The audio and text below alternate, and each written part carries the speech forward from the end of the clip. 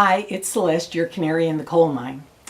Today I wanted to talk to you about taking care of your skin during the summer when we're out in the sun more. I hope you're out in the sun more because we all need more vitamin D. A recent analysis of a bunch of studies has shown that only 4% of the people in the United States get adequate levels of vitamin D. And vitamin D is critical to staying healthy. There are many diseases that are linked to low levels of vitamin D. So the way I handle it is I get out into the sun just as early as I can, or as early in the season as I can, and I build up a tan gradually. I only stay out for maybe 15 minutes at a time to begin with, and then a half hour, and now I'm up to about an hour. And I'm building up a tan gradually, don't burn, but I don't use sunscreen. And I don't think that for the most part you should either, unless you can find a really healthy brand. And I tell you, the ones that you find in most stores are so unhealthy. Did you know that the increase of skin cancer parallels the increase of the use of sunscreens? Think about that. The more sunscreens we use, the more skin cancer we have. That doesn't make any sense unless maybe some of the chemicals in the sunscreen are actually what's activating the cancer in the skin.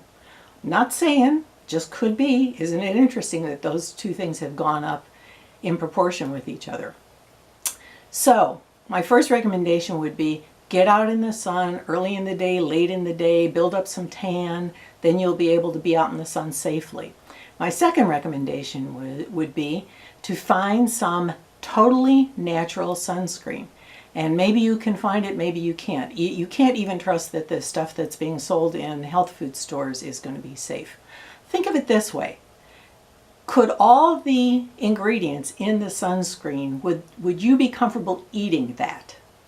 Don't put anything on your skin that it wouldn't be healthy for you to eat, because what you put on your skin goes into your body.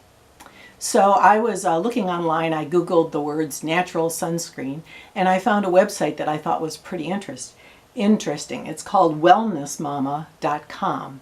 And she has all kinds of recipes for ways to make your own natural, healthy replacement products for skincare and for shampoo and all kinds of things. And she has homemade sunscreen, and it consists of almond or olive oil, and believe me, get the one that's supposed to be for eating, some coconut oil, and some beeswax, and then a certain kind of zinc oxide.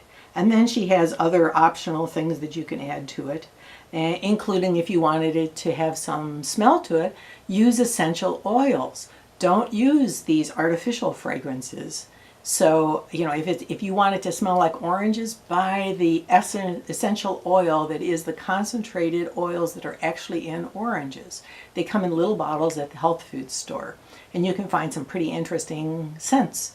You could use those around your house too. Get rid of those air fresheners the plug-in ones, the ones that just diffuse. Get yourself some essential oils, and you can put them in a diffuser to spread the scent throughout the room, or there's a little ring that you can put around a normal light bulb that heats up, and then you put the oils in there. So the idea is get away from artificial ingredients of any sort. Anything that sounds like chemistry, you don't want to put on your skin. And that's why I like this recipe. It's just all things you could eat, except maybe the beeswax. But the beeswax wouldn't harm you if you ate it. It's just probably not something you'd want to eat. So that's my recommendation, is make your own sunscreen, or spend a lot of time looking at possible products. Maybe that other website that I told you about, ewg.org, might have some suggestions for healthier sunscreens, because I know they do have suggestions for personal care products.